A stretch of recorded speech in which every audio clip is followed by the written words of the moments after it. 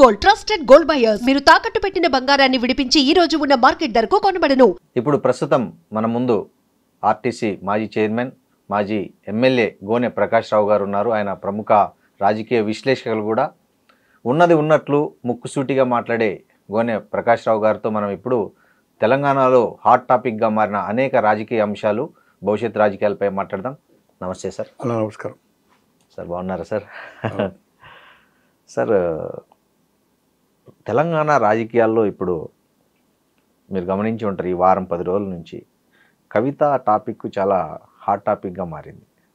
అసలు ఏంటి సార్, అంటే కవిత కేసీఆర్ మధ్య ఈ గొడవలు, కేసీఆర్ కుటుంబానిలో వచ్చిన ఈ జరుగుతున్న పరిణామాలను మీరు ఎలా చూస్తారు సార్? ఒకటి రాజకీయ ఆదిత్యపూర్, రెండోది ఆర్థిక అంశాలు. కవిత కంటే ఫైనాన్షియల్లీ సౌండ్ హరీష్. ఓకే. కవిత కంటే ఫైనాన్షియల్లీ సౌండ్ వాళ్ళ అన్న కేటీఆర్, ఈయన మేనబావ. తర్వాత వాళ్ళ పిన్ని కొడుకు సంతోష్ అన్నగారు ఫైనాన్షియల్లీ సౌండ్. ఈ ముగ్గురి కంటే కూడా నా కంట్రిబ్యూషన్ ఎక్కువ ఉంటుందని ఆమె ఎక్కువ ఊహించుకుంటుంది. 20 సంవత్సరాలు నేను త్యాగం చేసిన 2006లో వచ్చింది అమెరికా బై ఎలక్షన్ ఆఫ్ మొదటి బై ఎలక్షన్. 2008లో రెండోసారి చేశారు. 4 లోక్సభ, 5లో నరేంద్ర చేయలేదు. 26 మందిలో 16 మంది చేశారు. ఒకటి ఖైరతాబాద్ బై ఎలక్షన్ వచ్చింది 17 అనుకోండి. సో ఆ ఎన్నికల్లో కేటీఆర్ అండ్ కవిత ఎంటర్ అయ్యారు. అప్పటి వరకు వీళ్ళు ఉద్యమంలో ఎక్కడ లేరు. కేసీఆర్ కూడా ఎప్పుడు ప్రతి బహిరంగ సభల్లో 2004 ఎన్నికల సందర్భంలో కానీ, ఆయన కేంద్రంలో మంత్రి అయి ఇక్కడ 6 మంత్రివర్గంలో చేరినప్పుడు కానీ వాళ్ళంతా అమెరికనే. సో ఆ 5 సంవత్సరాలు నేను మియా బీబీ, నా కొడుకు బిడ్డ అమెరికాలో ఉన్నారు. తెలంగాణ వస్తే దళితుడు ముఖ్యమంత్రి, మొదటి ముఖ్యమంత్రి దళితుడు. నేను వాచ్ డాగ్, కాపల కుక్క ఉంటా అని చెప్పాడు. మేము మియా బీబీ పావుషేర్ బియ్యం చాలు, మాకేమీ ఆశలు లేవు. వాళ్ళు అమెరికాలో బ్రహ్మాండంగా ఉన్నారు. నేను రాజకీయాలు కాదు, నాకు తెలంగాణ రాష్ట్ర సాధనే నాకు ముఖ్యము, రాజకీయ పదవులు వద్దు. 2006లో వాళ్ళు వచ్చారనుకోండి. తో 14లో తెలంగాణ వచ్చింది, పుష్కలంగా డబ్బులు సంపాదించారు. దాంట్లో ఈ ముగ్గురు నాకంటే ఎక్కువ ఉంది. తండ్రి ఓ 250 300 ఫామ్, మొత్తం పెద్ద కంపౌండ్, ఏది రెడ్ ఫోర్ట్ లెక్క సరౌండింగ్, బ్రహ్మాండమైన రోడ్లు, బీటీ రోడ్లు, మైల్ స్టోన్లు, కిలోమీటర్ ఎంత ఉంది ఏం సంగతి అనేది, మళ్ళీ కెమెరాలు, ఏది ఎర్రవెల్లిలో. ఆయనే చెప్పాడు ప్రెస్ వాళ్ళని తీసుకెళ్ళి ఒక సందర్భంలో, electronic and print main media, నేను ఎకరానికి 70 లక్షల పంట క్యాష్ కాంపౌండ్ ఇస్తున్నా. తెలంగాణ వచ్చిన తర్వాత ఉమ్మడి జిల్లాలు అనుకోండి, జిల్లాకు 20-30 గ్రామాలను ఈ విధంగానే చేసి కోఆపరేటివ్ సొసైటీ ఫామ్ చేసి బ్యాంక్స్లతో టైఅప్ చేయించి నేను ఎలాగైతే పంట పండిస్తున్నాను 70 లక్షలని చెప్పాడు. ఇంకా ₹1 కోటి వరకు కూడా నేను ప్రయత్నం చేస్తున్నాను చెప్పాడు. అటువంటిది ఏం క్యాప్సికం పండించిండు, ఎన్ని ట్యాక్సీలు కట్టిండు అనేది ముందుస్తాను, వరి వేస్తున్నాడు. సో దాంట్లో కూడా ఆమె వాటా కావాలనే పద్ధతిలో ఉంది. ఎక్కడ కేటీఆర్ కొడుకు మనమడు హిమవంశ్ ఆయన కూడా కోట్లాది రూపాయలు ఎడ్యుకేషన్ ఇన్స్టిట్యూషన్స్కు దానాలు చేస్తున్నాడు. మరి ఈరోజు కవిత గారు ఏదైతుందో బాణం ఎవరి మీద పెట్టింది, హరీష్ రావును సంతోష్ రావు మీద. ఇద్దరు సత్యహరిశ్చంద్రులు. నేను నైజాం కంటే మేము ఎక్కువ ఆస్తులు ఉన్న వాళ్ళము, ధనవంతులము, నైజామే మా దగ్గర పనిచేసిండు అనుకుంటుందో అమ్మారి. మరి ఎక్కడి నుంచి ఈ ఫామ్ హౌజులు కానీ, ఇన్ని కార్లు కానీ, ఇన్ని వేల కోట్ల రూపాయలు ఏదైతుందో నీతి నిజాయితీతోటి అయితేనే పార్టీకి జమ చేసిండ్రు. అయ్యాల భారతదేశంలో ఏ పార్టీకి ఫ్లైట్ లేదు, ఒక ఫ్లైట్. ఏ రాజకీయ పార్టీ ఏదైతుందో ఇంత ఒక ఎమ్మెల్యేకు 10 కోట్లు మొన్నటి ఎన్నికల్లో 10, 15, 20 వరకు ఇచ్చారు. ఇంత ఖర్చు పెట్టిన సంఘటన కూడా మనం చూడలే. దేశమంతా టీఆర్ఎస్ పోయి బీఆర్ఎస్ పెట్టి దేశమంతా విస్తరించి రాబోయే రోజుల్లో దేశ్కి నేత కేసీఆర్ ప్రధాని, రైతు రాజ్యం వస్తుంది, అబ్కా సర్కార్ కిసాన్ సర్కార్ అని చెప్పి ఇవన్నీ చేసి మరి ఎక్కడి నుంచి వచ్చినాయి డబ్బులు వాళ్ళిద్దరి మీద ఈరోజు సంపాదించారు. మా నాయన, నేను, కేటీఆర్, సత్యహరిశ్చంద్రుడు ఒక వార్నింగ్ ఇస్తున్నది. అంటే వార్నింగ్ అంటే హెచ్చరిక చేస్తుంది. హెచ్చరిక అంటే రిక్వెస్ట్గా, జాగ్రత్త రామన్న డాడీకి జాగ్రత్త, మీకు ఏదైతుందో పొంచి ఉన్నది ప్రమాదం అని చెప్పి. మరి ఏం పొంచి ఉందో ఏం సంగతి, ఎవరితో పొంచి ఉంది? హరీష్ రావు సంతోష్. నేను అనుకోను కదా, అంటే సంతోష్కు రాజకీయంగా శక్తి లేదు. ఆయన గోళీలు వేసినందుకే ఏదైతుందో దేశమంతా తిరుగుతా ఈ విస్తరించిన నేషనల్ పార్టీ కనుక నాకు టైంకు మందులు ఇచ్చినందుకు రాజ్యసభ చేసినాను ఓపెన్గా చెప్పాడు. అవును. నేను అనుకుంటున్నా 96, 97 నుంచి ట్రాన్స్పోర్ట్ మినిస్టర్ అయ్యేప్పటి నుంచి నేను హరీష్ పేరెంట్ ఉన్నా. మెట్టుగూడలో నేను కూడా ఆర్టీ చైర్మన్ నాకు అదే ఇంట్లో ఉన్నాను, ట్రాన్స్పోర్ట్ మినిస్టర్గా ఆ ఇంట్లోన్నాడు. తో అప్పటి నుంచి ఆయనే 24 గంటలు సేవ చేస్తున్నాడు. వీళ్ళు చదువు సంస్కారంలో ఉన్నారు. తర్వాత అమెరికా పోయింది అనుకోండి.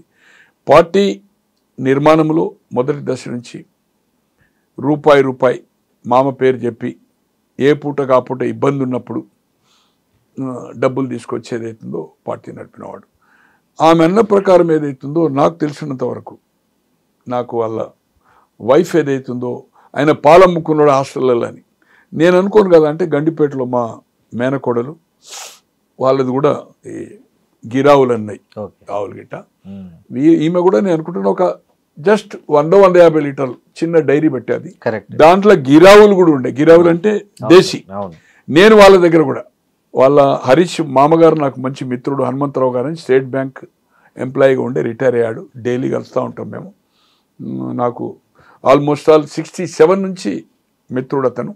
బ్యాంక్లో అప్పుడు ఆయన డిగ్రీ ఫైనల్ అనుకుంటా, నేను పీయూసీలో ఉంటే కరీంనగర్లో, మంచిర్యాలలో పనిచేశాడు, కరీంనగర్లో పనిచేశాడు. ఇప్పుడు హైదరాబాద్లో కూడా రెగ్యులర్ కలుస్తాం. ఎక్కడ కలుస్తాం అనేది సందర్భం అవసరం లేదు.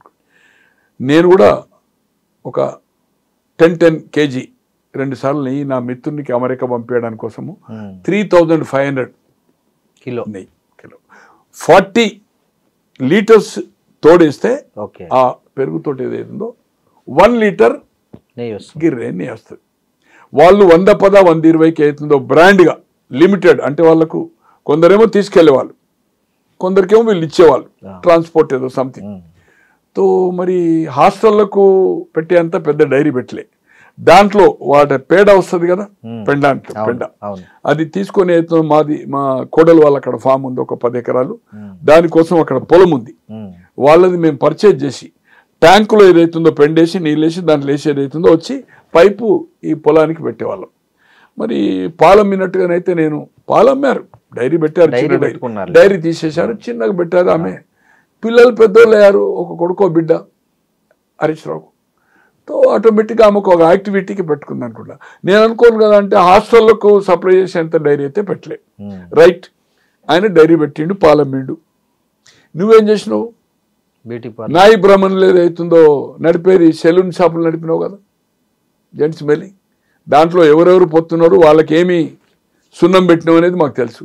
మరి అవి పోయి ఈరోజు ఏదైతుందో దాదాపు ఒక 400 కోట్ల రూపాయల భవనము ఎక్కడి నుంచి వచ్చింది నీకు?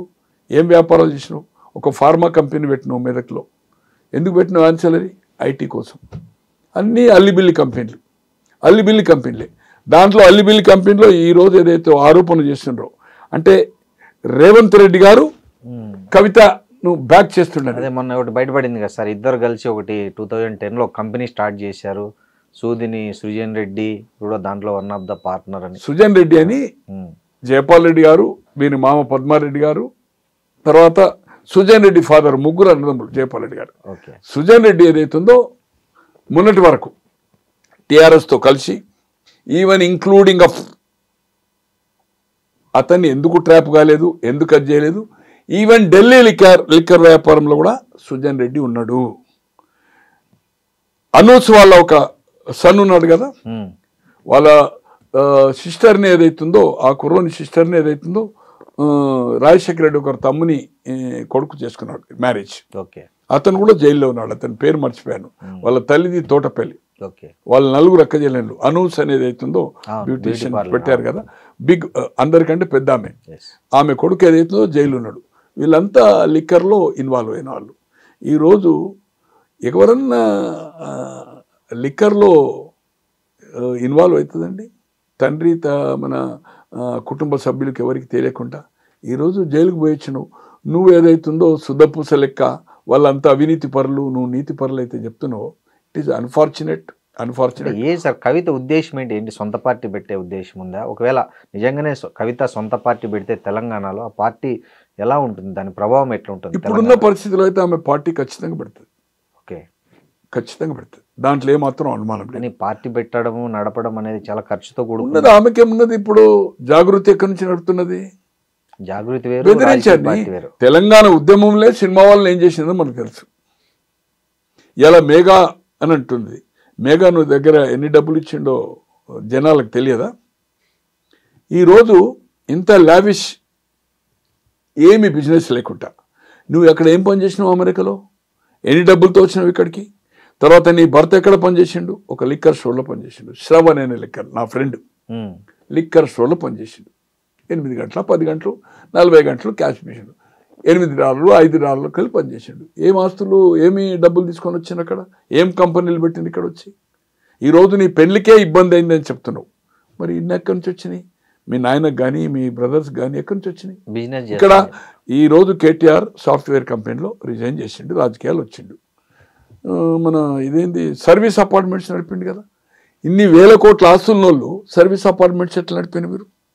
అంటే ఇదే ఒక బిల్డింగ్ తీసుకొని ఒక 5-6 బెడ్రూమ్లు తీసుకొని అక్కడనే కిచెన్ పెట్టి జస్ట్ లైక్ సర్వీస్ అపార్ట్మెంట్. ఇదే 3 రోజులు 4 రోజులకి అవుతుందో ఈ సాఫ్ట్వేర్ కంపెనీ వచ్చిన వాళ్ళకి అవుతుందో they will pick up the car and అక్కడనే వాళ్ళకి ఫుడ్ బ్రేక్ఫాస్ట్ అది చేసి ప్యాకేజ్ రూమ్స్ అవుతుంది.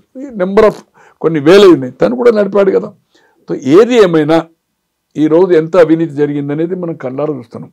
గొర్రెల స్కామ్ కానీ, ఈ స్కామ్ కానీ, మీ తండ్రి గతంలో ఉన్నప్పుడు కానీ సహారా కానీ ఈఎస్ఐ కానీ ఏం బెనిఫిట్ చేసినది సిబిఐ వైండప్ చేసింది అనుకోండి. ఎందుకంటే మీరు 14 నుంచి 22 వరకు అన్ని కాంట్రవర్సీ ఇష్యూలో యూ సపోర్టెడ్ బీజేపీ.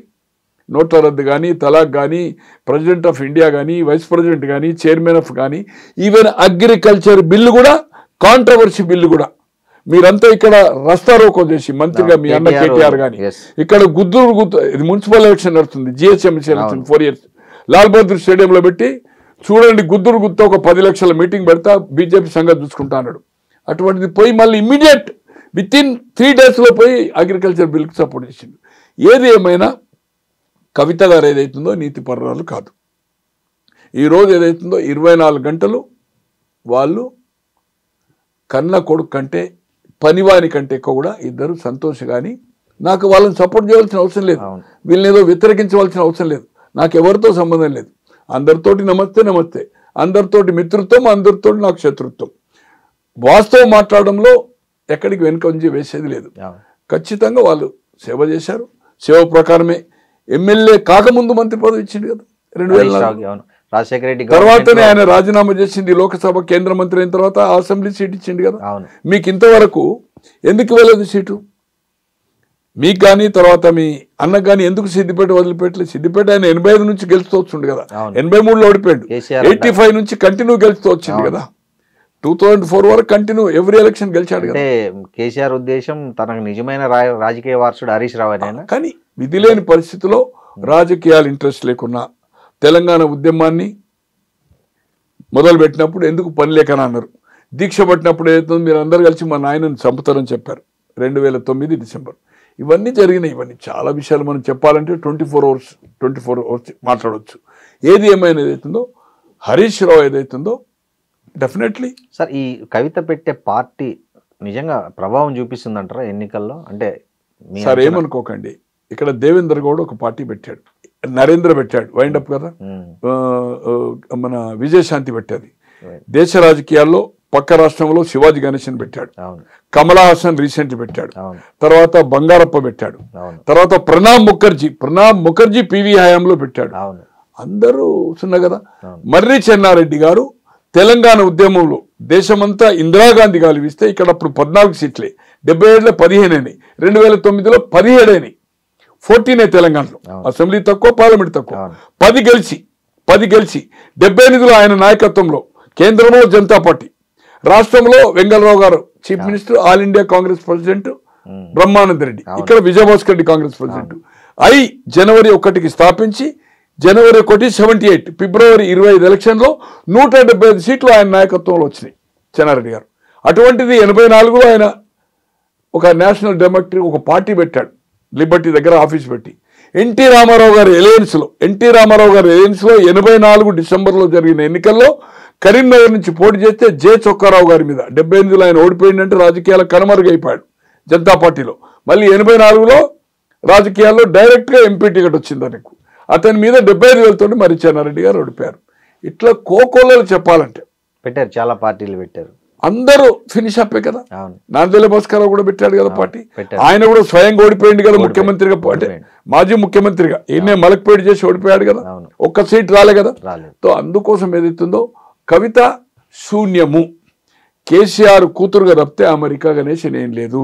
ఈ బతుకమ్మ ఈమె బతుకమ్మ నేర్పింది, ప్రపంచంగా బతుకమ్మనే ఆడలేదనే పద్ధతిలో ఏదైతే చేస్తుందో నో, ఈ యొక్క ఆర్గనైజేషన్ పెట్టి కోట్లాది రూపాయలు కొల్లగొట్టింది. ఈ జాగృతి అనే సంస్థకి ఏదైతుందో బెదిరించి వచ్చిన పైసల్ని దాన్ని ఏదైతుందో దే ఆర్ స్పెండింగ్. ఒక ఆఫీస్ చూపి, స్టాఫ్ చూపి, ఇవన్నీ ఈజ్ ఆల్ రైట్. కొన్ని సోషల్ యాక్టివిటీ చేస్తుండొచ్చు. నేను పోరాటం చేస్తేనే పూలేది పెట్టిండ్రు, నేను పోరాటం చేస్తేనే జగన్ చేసిండు, నేను పోరాటం చేస్తేనే మహిళ పెట్టిండ్రు. ఇవన్నీ ఎక్కడ పోరాటం నీది అంటే ఒక ధర్నా పొద్దున్న నుంచి సాయంత్రం కూర్చొని ఒక స్టేట్మెంట్ ఇస్తేనే ప్రభుత్వం దిగొస్తుందా?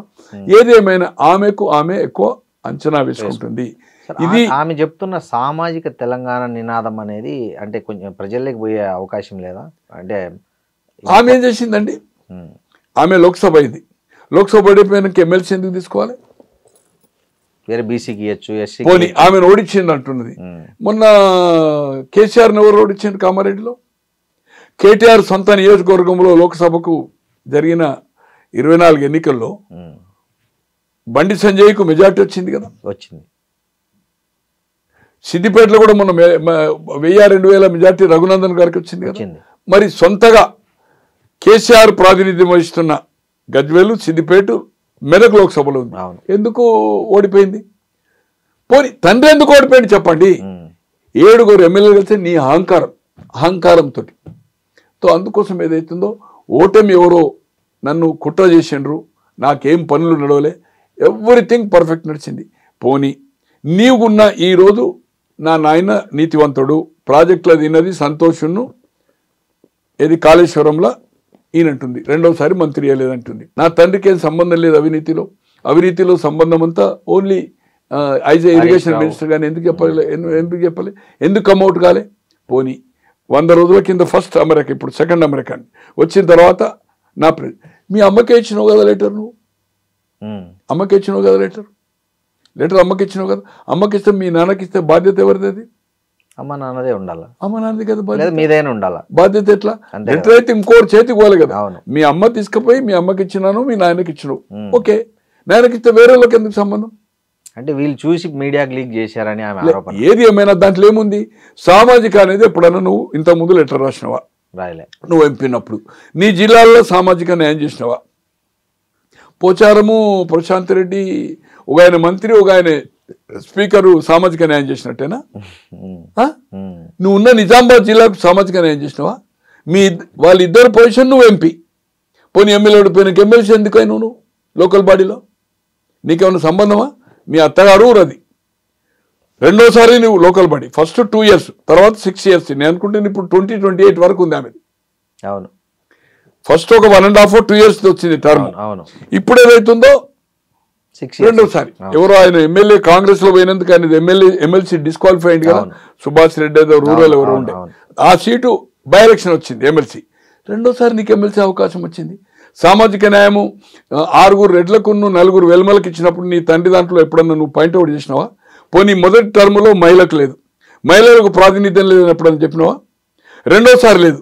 రెండోసారి అయినాక 1.5 year తర్వాత ఆయారాం గయారాం సబితా కాంగ్రెస్ నుంచి వచ్చింది. మరి నీ ఎంబడి ఉన్న వాళ్ళు మహిళలు ఎవరైనా ఉండేది? నీ పార్టీలో మొదటి నుంచి ఉన్న వాళ్ళు ఉన్నారు కదా, ఎవరికైనా మంత్రి కావాలని కోరినావా? కోరలే కదా. ఫస్ట్ టర్మ్ లో మంత్రి లేదు కదా, ట్రైబల్ మంత్రి లేడు ఫస్ట్. సెకండ్ టైం 1.5 year తర్వాత మహిళనే ట్రైబల్ ఆమె సత్యవతి రావు. పోనీ దళితులకు ప్రాతినిధ్యం లేదు, సామాజిక న్యాయం జరగలే, ఎప్పుడైనా అడిగినావా? పోనీ ఇంతవరకు ఆంధ్రప్రదేశ్ ఏర్పడిన తర్వాత నాకు తెలిసినంత వరకు 72 నుంచి ఎప్పుడన్నా ఇంత సామాజిక న్యాయం జరగని మంత్రివర్గం ఏ ప్రభుత్వం ఉన్నదా? మీరు ఉద్యమం అప్పుడు ఏం చెప్పారు? ట్రైబల్ 10 అన్నారు, అవును మైనార్టీ 10% అన్నారు, అవును అన్నారు, ట్రైబల్ పెరుగుతుంది అన్నారు. ఏమి ఇచ్చింది మీరు? అవును.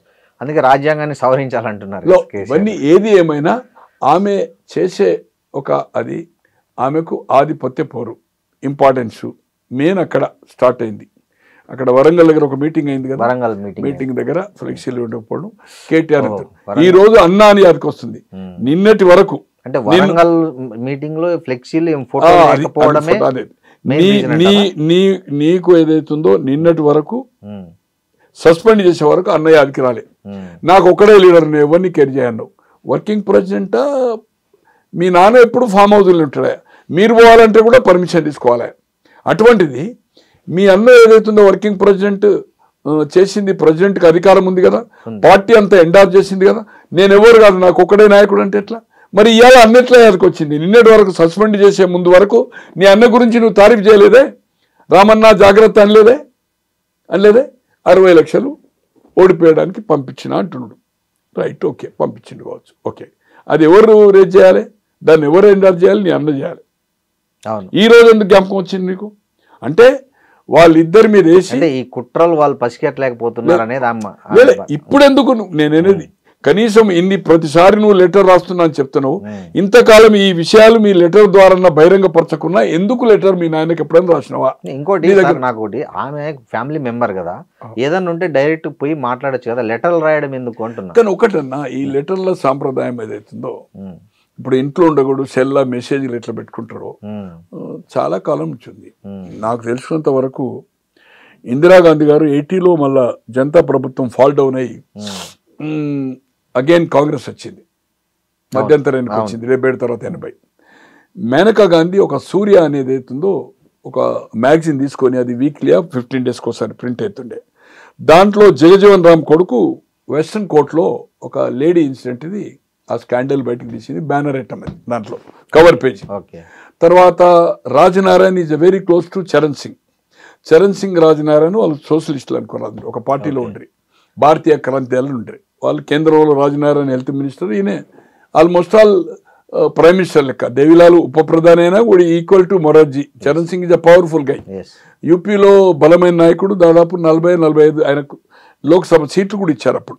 బీజేడీ సింబలే కదా సార్ జనతా పార్టీ కూడా? జనతా పార్టీ కాదు, జనతా పార్టీ కొత్త సింబల్ అది, రైతు నాగల్ అనేది కొత్తది, అప్పుడే క్రియేట్ అయింది. 77లో జయప్రకాష్ నారాయణ్, పాత కాంగ్రెస్, చుక్క గుర్తు స్వతంత్ర పార్టీ, తర్వాత మన భారతీయ క్రాంతి దళ్ అనేది అవుతుందో చరణ్ సింగ్ పార్టీ, బంగ్లా కాంగ్రెస్ అయిన అజయ్ ముఖర్జీ, ఇవన్నీ పార్టీలు కలిసి రైతు నాగలి మీద ఏదైతుందో కామన్ సింబల్. అంటే ఈ రాజకీయాల మధ్య లెటర్లు కామన్ అంటారు. అలా లెటర్ అదే చెప్పబోతున్నా.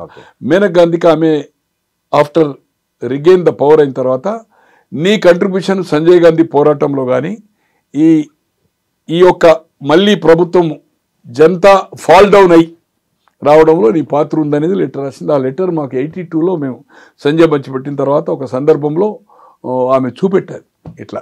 అంటే ఇందిరాగాంధీ ఇంట్లో ఉండి కూడా లెటర్ రాసి. ఇంకోటి సార్, ఇది నేను అనుకుంటున్న పూర్వకాలం నుంచి ఉన్నది. ఈమెకు లెటర్ రాసి కొన్ని ఎక్స్ప్రెషన్ డైరెక్ట్ చేయలేరు. ఇప్పుడేమో మెసేజ్లు పెడుతున్నాం ఏది ఫోన్లలో. అప్పుడు ఆమె లెటర్ రాసింది. నేను అనుకుంటున్నా సాంప్రదాయం ముందేమో ఇదే లెటర్లు ఇవన్నీ ఎందుకు స్పందించలేదని అడుగుతున్నా. రైట్, ఇప్పుడు ఆయన 25 కాన్స్టిట్యున్సీలకు ఫండింగ్ చేసిందని, మరి 119కి ఎవరు ఫండింగ్ చేసిండ్రు? కడమై మీ నాయన ఫండింగ్ చేసింది కదా. ఆయనకు ఎవరైతే క్లోజ్ ఉన్నారో కొంతమంది అసెట్ అయినరో మొదటి నుంచి ఉద్యమంలో ఆయనే ఉన్నాడు కదా. ఎమ్మెల్యే టికెట్లప్పుడు కూడా ఆయన రోల్ ఉంది కదా. ఒక 1 మినిట్ 2004 రోల్ ఉంది కదా. ఉద్యమంలో రోల్ ఉంది, టికెట్ల రోల్ ఉంది. ఎవరైతే ఆయనతో అసెట్ అయ్యి కంపల్సరీ. ఇప్పుడు ఎగ్జాంపుల్ హరీష్ రావు దగ్గరికి వెళ్ళి కేటీఆర్ దగ్గరికి పోయిందనుకోండి, ఒక సందర్భంలో ఇద్దరు మంత్రులుగా ఉన్నప్పుడు 2014 ఇట్లా హరీష్ అన్నను కూడా కలిసి వాళ్ళకు అభిప్రాయ భేదం ఉందనేది ఎవరికి ఐడియా లేకుండా ఎమ్మెల్యే ఇంక్లూడింగ్ గంగుల కమలాకర్ అటువంటి తర్వాత మంత్రి అయ్యాడు. ఏంది హరీష్ రావు దగ్గర పోతే ఇంకేది మీరు పోయొచ్చింది కదా, పని అయిపోయింది కదా, నా దగ్గరికి ఎందుకు వచ్చింది అనేవాడు. వాళ్ళిద్దరికి ఒక ఉండే తర్వాత అండర్స్టాండింగ్ వచ్చింది అనుకోండి. ఏది ఏమైనా డిఫరెన్స్ ఒపీనియన్ నాకెందుకు నాయకత్వం రాదనేది హరీష్కు ఉండడం. వీళ్ళంతా ఏదైతుందో అసలు ఉద్యమమే వద్దన్న వాళ్ళు, దీక్ష ఏదైతుందో అనవసరంగా ఏదైతుందో మా నాన్నని చంపుతారన్న వాళ్ళు, అటువంటిప్పుడు ఆయనకు అధికారం వచ్చిన తర్వాత నేను కష్టపడ్డా నాకు రావాలి అవకాశం. కేసీఆర్ ఉన్నంతసేపు కేసీఆర్ పోయిన తర్వాత రావాలని ఉండొచ్చు, తప్పేం లేదు కదా, తప్పేం లేదు కదా. ఆమన్నది కూడా అదే, అంటే ఆయన రేపు అటు ఇటు అయితే మెజారిటీ నాకు 26 మంది ఉంటారనే ఉద్దేశంతోనే ఆయన ఫండింగ్ చేశాడనేది కవిత ఆరోపణ. కేసీఆర్ ఆమె ఒపీనియన్ ఉండొచ్చు. కేసీఆర్ ఉన్నంత వరకు మీ తండ్రి మీద మేమే తండ్రి కంటే ఎక్కువ కంట్రిబ్యూషన్, మేము లేకపోతే మా నాయన లేడు, మా నాయన కంటే తెలివంతులము మీ అన్న మీరు అనుకుంటున్నాము. హరీష్ రావు ఒకటి చెప్పగలుగుతాను నేను, అంటే నాకు అతనితో ఎక్కడ మేము కూర్చుని మాట్లాడిన ఇన్సిడెంట్ లేదు. ఒకేసారి ఆయన మంత్రిగా ఉండగా ఒక మిత్రుని ఇంట్లో ఒక దాదాపు 3 గంటలు కూర్చున్నాము. రాజశేఖర రెడ్డి గారిని ఒప్పించండి, తెలంగాణ మజాకా తెలంగాణ ఒప్పించడం అని చెప్పాను. తర్వాత కేటీఆర్ కూడా 2006లో ఆయన రాజీనామా చేసిన తర్వాత ఉప ఎన్నిక అదే వాళ్ళ ఇంట్లో హరి మహేందర్ అని మెడికల్ కాలేజ్లో డైరెక్టర్, ఎక్కడ కరీంనగర్ చెలమేడ ఆనందరావు దాంట్లో, ఇప్పుడు సిద్దిపేటలో కూడా పెట్టారు. వాళ్ళకి చాలా దగ్గర, వాళ్ళు యూఎస్లో ఉండొచ్చారు, నాకు రిలేటివ్స్. కేటీఆర్ని మేము కూడా బై ఎలక్షన్స్ కంటే ముందు 3 hours కూర్చున్నాం. అన్న మీరు ఏదైతుందో మమ్మల్ని వ్యతిరేకించద్దు, వ్యతిరేకం మాట్లాడదని కేటీఆర్ కూడా 3 hours. అట్లా ఆయన మంత్రిగా 3 hours హరీష్. తప్పితే ఎప్పుడు మేము కూర్చున్నది లేదు, ఎప్పుడు కూర్చుని తిన్నది 1 minute కంప్లీట్గా, ఎప్పుడు కూర్చున్నది లేదు, ఎప్పుడు కూర్చున్నది. ఉద్యమాన్ని నడిపించినప్పటి నుంచి కేసీఆర్ అంటున్నాడు ఆయన అనుచరులు ఉన్నారు, అందుకు ఆయన హెల్ప్ చేశాడు తప్ప అనే ఉద్దేశం. అయితే ఇక్కడ హరీష్ రావు వేరే ఉద్దేశంతో చేయలేదు. ఒకటి మాత్రం చెప్పగలుగుతా, అతను కేసీఆర్ ఉన్నంతసేపు కేసీఆర్ మంత్రివర్గంలో ఇవ్వకున్నా, ఎంత అణిచివేసినా అతనికి ఫామ్ హౌస్కి అయితే కొడుకు బిడ్డ కూడా పర్మిషనే, సంతోష్ ఫామ్ హౌస్ ఇక్కడ ఇంటున్నప్పుడు వీళ్ళు పోవచ్చు. బట్ ఎప్పటి వరకైతే రాజేందర్ బయటికి వెళ్ళలేదో, తీసేయలేదో, అప్పటి వరకు హరీష్ రావు కూడా ఈ ప్రగతి భవన్ కూడా వస్తున్నా అని చెప్పి రమ్మంటేనే పోవాలి, డైరెక్ట్ పోవడానికి వీలేదు. ఎప్పుడైతే రాజేందర్ను బయటకు పంపించిన తర్వాత అప్పుడు ఓపెన్ అప్ అయింది. తను నేను అనుకుంటా కేసీఆర్ ఉన్నంతసేపు ఎప్పుడు ఆయన ఏది చెప్పినా ఆయన మాట జవదాటాడు. ఎందుకంటే ఆయన పెట్టిన రాజకీయ భిక్ష నాకు ఎమ్మెల్యే కాకముందు నెంబర్ ఆఫ్ టైమ్స్ ఓపెన్గా చెప్పాడు, మంత్రి పదవి ఇచ్చాడు, తర్వాత ఎమ్మెల్యే అయినా ఆయన సీట్ ఇచ్చాడు, నన్ను కన్న కొడుకు లెక్క చూసుకున్నాడు. అతనికి వెన్నుపోటు అనే క్వశ్చన్ లేదు. కేటీఆర్ కూడా కొంత సందర్భంలో ఆయన చెప్పిన తర్వాత ఆయన అగ్రి అని చెప్పాడు. కేటీఆర్ కూడా రేపు రాబోయే రోజుల్లో ముఖ్యమంత్రి అవుతాడా, కాడా, లేకపోతే ఉద్యమం నడుతాడా, కలిసి తీసుకుపోయినంతసేపే అతని చిన్న చూపు, అతని గురించి ఎల్ ట్రీట్మెంట్ చేసినప్పుడు ఏమైనా డిఫరెన్స్ ఒపీనియన్ రావచ్చు, కానీ లేకపోతే కేటీఆర్ నాయకత్వాన్ని నిర్బంధంగా ఓపెన్గా ఖచ్చితంగా ఎండార్ చేసిండు. తండ్రి కేసీఆర్ చేసిండు కనుక నేను కూడా అతన్ని జవదాటనని చెప్తున్నాడు. అతను కలిపి తీసుకుపోయినప్పుడు డిఫర్ అవుతాడు. ఇప్పుడు తండ్రి అన్న తమ్ములు, తండ్రి కొడుకులు, తండ్రి బిడ్డలు, దేశంలో తండ్రిని కొడుకు నరుకుతాడు, కొడుకుని తండ్రి నరుకుతున్నాడు. ఇవన్నీ చూస్తున్నాం మనం. ఔరంగజేబు చూసినాం కదా ఎటువంటిది, తండ్రిని జైలేసి రాజు తీసుకెళ్ళి. ఇవాళ మన కుటుంబ సభ్యులైన నెహ్రూ కుటుంబ సభ్యులు డిఫరెన్స్ ఒపీనియన్ వచ్చింది వాళ్ళ సిస్టర్తో. అలాగే ఏదైతుందో Arun Nehru de facto prime minister Rajiv Gandhi Bofors ఇష్యూలో ఆయన వీపీ సింగ్ తోటి ఆయన బయటకు వచ్చింది కదా. ఇట్లా నెంబర్ ఆఫ్ ఇష్యూస్ ఉన్నాయి. తో అన్నదమ్ములు, తండ్రి కొడుకులు డిఫరెంట్ పార్టీలో, భార్యాభర్తలు డిఫరెంట్ పార్టీలో ఉన్నారు. ఇది సహజమే, ఇది దేవతల కాలం నుంచి వస్తుంది, దీంట్లో తప్పేం కాదు. నేను అనుకుంటున్నా హరీష్ రావు గారు ఏదైతుందో వెన్నుపోటు పడతాడు, జాగ్రత్త, మీ ఇద్దరు ఏదైతుందో అనుకున్నది తప్పు. సంతోష్కి ఆ కెపాసిటీ లేదు, ఫీల్డ్ లేదు ఆయనకు. ఈ విల్ బి ఓన్లీ అతని టేక్ కేర్ చేసింది తప్పితే అతను పొలిటికల్ పర్సన్ కాదు, ఒక వార్డు మెంబర్ కూడా ఎన్నికయ్యేంత కెపాసిటీ ఉన్నాడు కాదు అతను. సరే, ఒకటి హరీష్ రావు మీతో అప్పుడు 3 hours మీటింగ్ అయ్యి రాజశేఖర రెడ్డిని ఒప్పించమని అడిగారు, తెలంగాణకు అనుకూలంగా మంత్రి హోదాలో ఉన్నప్పుడు అన్నారు కదా. అదే దాన్ని కవిత మొన్న ప్రెస్ మీట్లో మాట అన్నారు, హరీష్ రావు పార్టీని తీసుకెళ్లి రాజశేఖర రెడ్డి కాంగ్రెస్ లో కలిపేద్దామని కూడా కుట్ర చేశాడు అని. నేను చెప్పనా అండి? చెప్పండి. అది మొన్న చెప్పాడు. అతను యాక్చువల్గా బై ఎలక్షన్లో 8 సీట్లే గెలిచాయి, 16 రాజీనామా చేశారు. ఖైరతాబాద్ 17 పోటీ చేస్తే 4 లోక్సభ. రవీంద్రనాయక్ ఓడిపోయి దయాకర్రావు గెలిచాడు. అక్కడ మత్స్వన్ రెడ్డి ఓడిపోయి ఇంద్రకాంత్ రెడ్డి గెలిచాడు.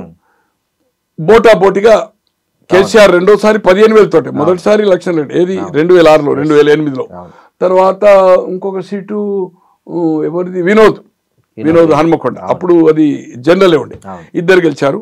గెలిచిన తర్వాత ఇతను ఫ్లోర్ లీడర్ అడిగాడు పోయి ఎవరు? హరీష్ రావు. ఓకే. పోతే లేదు నేను ఇవ్వను అని చెప్పాడు. అదే నందిని ఇప్పుడు బసవ తారకం దగ్గర ఉండే కదా, ఇమ్మీడియట్ ఏదైతుందో అడిగి వచ్చినాక కొంచెం ఇద్దరి మధ్యలో కొంచెం ఆర్గ్యుమెంట్ నడిచింది.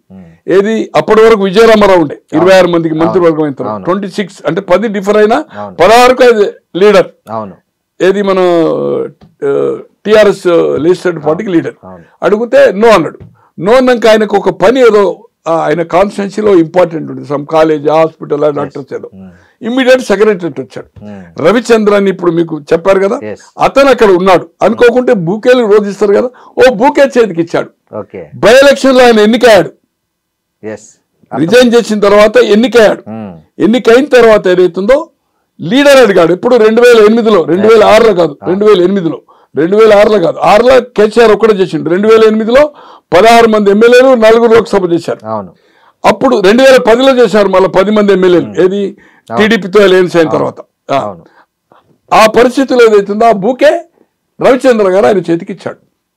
ఇస్తే పోయేది అవుతుందో అది ఫోటోగ్రాఫ్ అయిపోయింది. అది పత్రికల్లో వచ్చేది. అంటే ఒకడు ఉప ఎన్నికలో గెలిచిన అతను ముఖ్యమంత్రికి తీసుకుపోయి బూకే ఎందుకు ఇస్తాడని. ఇది 100% కరెక్ట్. దీంట్లో ఏమాత్రం అబద్ధం లేదు. మీరు కావాలంటే రవిచంద్ర గారితో ఇంటర్వ్యూ తీసుకోండి అబౌట్ దిస్. ఆయన ఇంటర్వ్యూ చేయడనుకోండి. కాన్స్టిట్యున్సీ పని మీద వచ్చాడు. ఆయనే మాజీ మంత్రిగా ఉండి కూడా నెంబర్ ఆఫ్ టైమ్స్ ముఖ్యమంత్రి గారిని రామచంద్రరావు గారిని నెంబర్ ఆఫ్ టైమ్స్ నేను అనుకుంటే 3-4 డజన్ టైంలో కలిసాడు. నేను అప్పుడు కలిసాడు 2 సార్లు కనిపించాడు సెక్రటరియట్ లో. ఆయనే సార్ ముఖ్యమంత్రి అనేవాడు కాంగ్రెస్ పార్టీ కాదు, ఎనీబడి కన్. ఇప్పుడు ఆ సంస్కృతి వచ్చింది, టీఆర్ఎస్ వచ్చింది తర్వాత. టీఆర్ఎస్ రాకముందు ఆ సంస్కృతి లేదు. ఎమ్మెల్యేస్ 3 to 4 అంటే anybody can come direct MLAs నియోజకవర్గం పని. ఆ రోజు ఆ ఇమ్మీడియట్ కేసీఆర్ ఇంటి నుంచి సెక్రటరియట్ వచ్చాడు. ఈ బూకే రవిచంద్ర గారు ఇచ్చాడు తప్పితే అతను ఏదైతుందో కాదు. ఎప్పుడు కానీ is a loyal to the, నాకు తెలిసినంత వరకు ఆయన క్యారెక్టర్ మామకు లాయల్. కేటీఆర్కా కవితకా వాళ్ళ అత్తమ్మకా సంబంధం లేదు, వాళ్ళ కుటుంబ సంబంధం. బట్ కేసీఆర్ ఉన్నంత వరకు ఏదైతుందో కేసీఆర్ ఏ మాట చెప్తే ఆ మాట జవదాటడు. రామునికి లక్ష్మణుడు అన్నట్టుగా ఏదైతుందో ఖచ్చితంగా నెంబర్ ఆఫ్ టైమ్స్ ఎన్నిసార్లు చెప్పాలి అతను, ఎన్నిసార్లు చెప్పాలి. డబ్బులు డెఫినెట్గా సంపాదించుకున్నాడు. వీళ్ళందరినీ కొంటాడు సంతోష్. కవితను, హరీష్ రావును, కేటీఆర్ ఏం తక్కువ ఏం కాదు. ఈరోజు ఓపెన్గా నా ఫోన్లో బంధించున్నాయి వీళ్ళ ఫామ్ హౌజులు. ఇలా హిమవంశిది 100 acres అజీజ్ నగర్లో 100 acres ఫామ్. 1 కోటి చొప్పున 6 కోట్లు పోతుంది. ఎస్వి ప్రసాద్ అని చీఫ్ సెక్రటరీ ఉండగా వాళ్ళ బంధువు. దాని పక్కకే మన ఈయనది ఉంది, ఎవరిది, మన 60 ఎకరాలు సంతోష్. ఈరోజు సంతోష్, నేను అక్కడ పోయాను, ఒక వాచ్మెన్ ఉంటే ఎవరిదంటే ఇది కవితదని చెప్పారు. అట్లే ఇప్పుడు బొమ్మరాజ్పేట లియోన పక్కకు 21 acres 2018 అది ట్యాంపరింగ్ రికార్డు కొన్నాడు. అక్కడ ఉండే వాచ్మెన్ ఇది కవిత అని చెప్పాడు. కవిత భర్తతో ఒక సందర్భంలో నేను కూర్చున్నాను ఆ ల్యాండ్ ఇష్యూలో. కూర్చుంటే ఇది మాది కాదు అని అక్కడ ఉన్నోడు చెప్పాడు. ఈ అజీజ్ నగర్ ఇది మాది కాదు. ఇప్పుడే మీకు చూపెడతాను ఆయన మెసేజ్ కూడా, అది ఓపెన్ కాకపోతే. నాట్ అవర్ అంటే ఏ ప్రాపర్టీ అయినా కవిత అని చెప్పేవాడు. ఒక సందర్భంలో నేను అనుకుంటున్నా ఇట్ ఈజ్ 2000 ఓడిపోయింది ఎప్పుడు 23 డిసెంబర్ కదా, December. It is of September. ఇది వాళ్ళ భర్తతో కూర్చున్న తర్వాత ఇటువంటి ఈ ల్యాండ్ ఇష్యూస్ అయిన తర్వాత ఈ ఇద్దరు తండ్రి దగ్గరికి వెళ్ళారు. సంతోష్ అన్న అజీజ్ నగర్లో ల్యాండ్ ఉంది, అది మాదని చెప్తున్నారు అక్కడ ఉండే స్టాఫ్. ఇక్కడ ఒక 21 ఎకరాలు, అక్కడ ఒక 60, ఏది బొమ్మరాజ్పేటలో. అక్కడ పోయిన వాళ్ళకి అది చెప్పారు. గోనె ప్రకాష్ రావు గారు పోయితే అక్కడ ఉండే స్టాఫ్ చెప్తున్నది వాచ్మెన్.